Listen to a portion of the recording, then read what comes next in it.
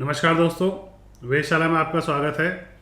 ये जो वीडियो है ये तीसरी वीडियो है हमारी सीरीज़ के अंदर, जिसके अंदर हम वास्तुशास्त्र के बेसिक नियम्स के ऊपर बात कर रहे हैं। इससे पहली वाली वीडियोस में हमने बात की थी किस तरीके से having an better understanding of planet Earth आपको किस तरीके से हेल्प करता है वास्तुशास्त्री बनने के लिए। आपको कई बेसिक चीज़ें जाननी बहुत ज़रूरी होती हैं कि अर्थ किसकी मूवमेंट क्या होती है, वेदर चेंजेस क्यों होते हैं, विंड मूवमेंट किस तरीके की होती है। तो ये सारी जो बातें हैं हमने पिछली दो वीडियोस में डिस्कस किया था, जो कि आप देख सकते हैं। आज हम बात करने वाले हैं थोड़ा सा ब्रह्मांड के बारे में, सोलर सिस्टम के बारे में, कि किस तरीके से जो अंतरिक्ष है, एस्ट्रोलॉजी है, ये हमारे वास्तुशास्त्र पे इम्पैक्ट डालती है। किस तरीके से आयुर्वेद हमारी बॉडी पे इम्पैक्ट डालता है, वास्तुशास्त्र पे इम्पैक्ट डालता है। तो चलिए देखते हैं किस तरीके से जो हमारे पांच तत्व हैं ये इम्पैक्ट डालते हैं हमारी एस्ट्रोलॉजी पर, हमारे वास्तुशास्त्र पे, हमारे आयुर्वेद पे। जिस तरीके से हम सबको पता है कि हमारा जो पूरा ब्रह्मांड है वो पांच तत्वों से बना हुआ होता है, जिसके अंदर आकाश आता है, पानी आता है, जल आता है, अग्नि आती है और स्पेस आता है। तो ये जो पांच एलिमेंट होते हैं ये मिल के जो है हमारे पूरे शरीर को बनाते हैं, और ये जो हमारे शरीर होता है ये इन्हीं एलिमेंट से चलता है। आयुर्वेद के अंदर हम इन पांच एलिमेंट जो होते हैं इनको वात, पित्त, कफ के नाम से जाना जाता है। जैसा कि आप देख सकते हैं, जो वात एलिमेंट होता है ये आपका आकाश और एयर एलिमेंट से बना हुआ होता है, इस वजह से इसको वात बोलते हैं। वात का मतलब होता है जो एक जगह पर नहीं ठहरता, मूव करता रहता है। जिन लोगों की बॉडी के अंदर वात ज़्यादा स्ट्रांग होता है वो थोड़े दुबले पतले होते हैं। अब जो पित्त एलिमेंट होता है हमारा, वो फायर प्लस वाटर एलिमेंट से बना हुआ होता है, इसको पित्त बोला जाता है। जिनकी बॉडी में पित्त की प्रवृत्ति ज़्यादा होती है वो भी पतले होते हैं, बट वो हेल्थी होते हैं, उनका डाइजेशन सिस्टम बहुत स्ट्रांग होता है। ऐसे ही तीसरा जो दोष जो कहा जाता है, जिसे कफ कहा जाता है, ये आपका अर्थ एलिमेंट और वाटर एलिमेंट को मिलकर बनाता है। ऐसे लोग थोड़े पंपी होते हैं बॉडी में, थोड़े लेजी होते हैं, बट दिमाग के बहुत तेज होते हैं।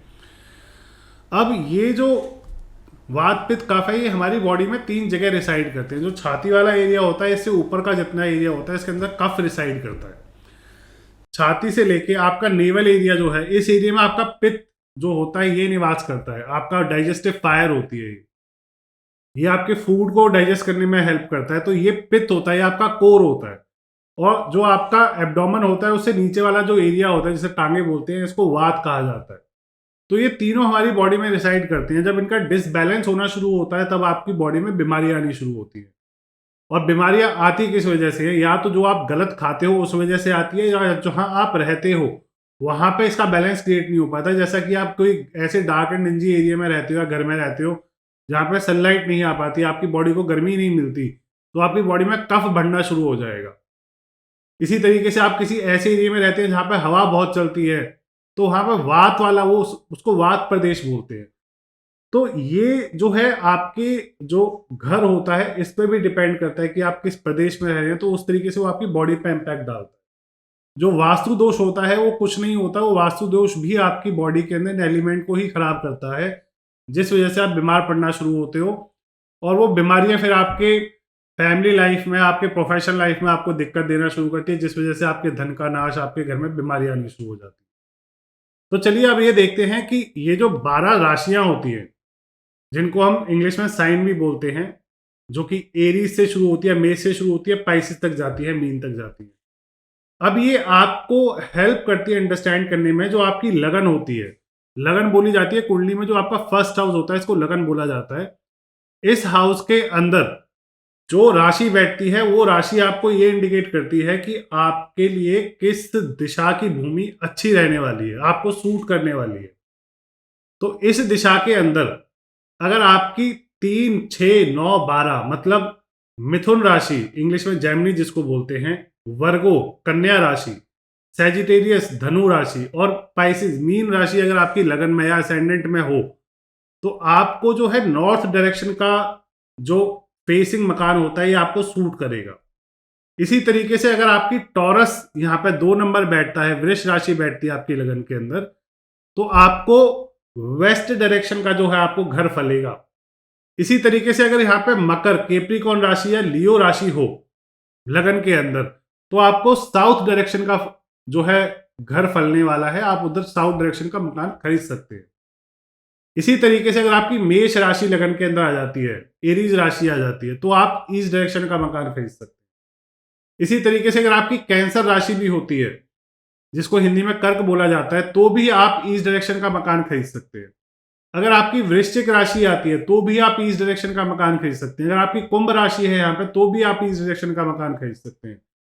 तो इससे ये पता लगता है कि आपको कौन सी डायरेक्शन फलने वाली है, आपको कौन सी डायरेक्शन सूट करने वाली है। जैसा कि हम सबको ईस्ट डायरेक्शन का मकान तो मिल नहीं सकता, या सबको ईस्ट डायरेक्शन का मकान फल भी नहीं सकता। हालांकि ईस्ट डायरेक्शन का मकान ज्यादा अच्छा माना जाता है, क्योंकि चढ़ता हुआ सूरज आपके घर के अंदर आता है, सारे बैक्टीरिया खत्म हो जाते हैं, आपको सुबह सुबह जल्दी उठा देता है, एनर्जी हाई रहती है उस घर के अंदर।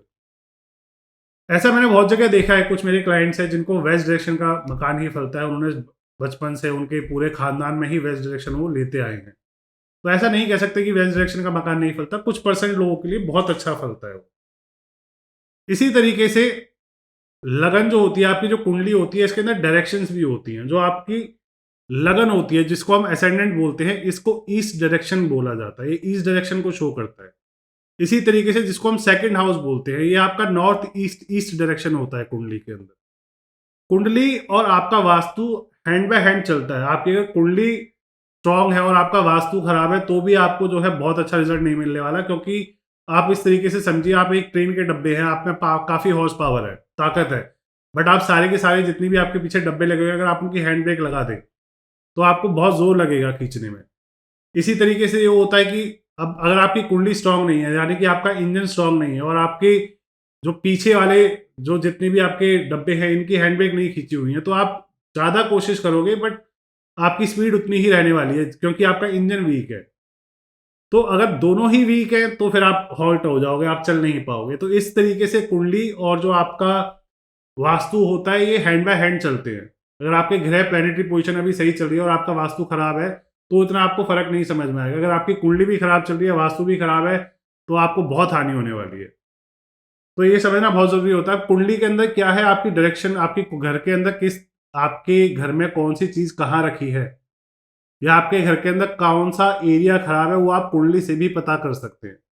तो ये थर्ड हाउस आपका नॉर्थ ईस्ट डायरेक्शन शो करता है, जहाँ पे आपकी अदिति दीति जो माता होती हैं वास्तुशास्त्र के हिसाब से यहाँ पे रिसाइड करती हैं। नॉर्थ डायरेक्शन में जो है आपके बुद्ध देवता होते हैं, यहाँ पे इसको फोर्थ हाउस बोला जाता है। इसी तरीके से फिफ्थ हाउस और सिक्स्थ हाउस आपका नॉर्थ वेस्ट डायरेक्शन शो करता है। सेवंथ हाउस जो है आपका वेस्ट डायरेक्शन शो करता है। एट्थ हाउस और नाइन्थ हाउस आपका साउथ वेस्ट डायरेक्शन शो करता है। टेंथ हाउस आपका साउथ डायरेक्शन शो करता है। और 11th और 12th जो हाउसेज होते हैं, ये आपके साउथ ईस्ट डायरेक्शन शो करते हैं, जहां पे अग्नि कोण आता है। अब प्लैनेट्स का इनमें क्या रोल होता है ज्योतिष का? प्लैनेट्स का ये रोल होता है, जो हर दिशा होती है, हर दिशा का एक स्वामी होता है। जैसे कि ईस्ट डायरेक्शन का जो स्वामी सूर्य ग्रह को माना जाता है। आपका साउथ ईस्ट डायरेक्शन जो होती है, इसका जो स्वामी आपका माना जाता है, वीनस माना जाता है, अग्नि कोण इसको बोला जाता है।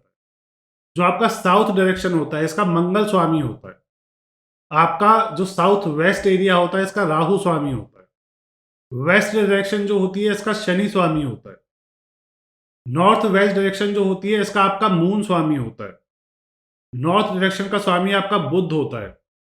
और जो आपकी नॉर्थ ईस्ट डायरेक्शन होती है, जिसको ईशान कोण बोला जाता है, जो आपका सबसे अच्छा कोण होता है घर के अंदर, इसका जुपिटर आपका स्वामी होता है।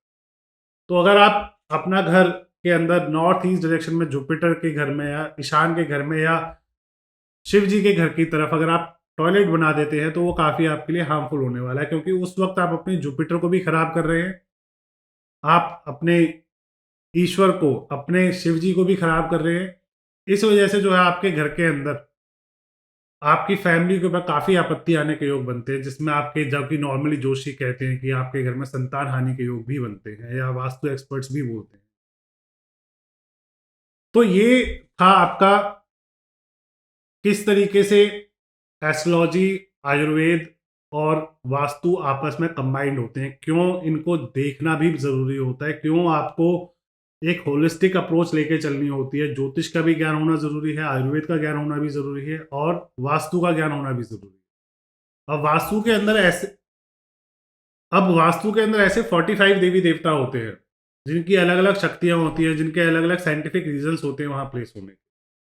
तो इस पे हम अब आगे चर्चा करेंगे कि किस तरीके से 16 डायरेक्शंस होती हैं, इन 16 डायरेक्शंस का क्या महत्व होता है, और वास्तु के प्रिंसिपल्स इनमें किस तरीके से काम करते हैं। मिलते हैं आपसे अगली वीडियो में, तब तक के लिए नमस्कार।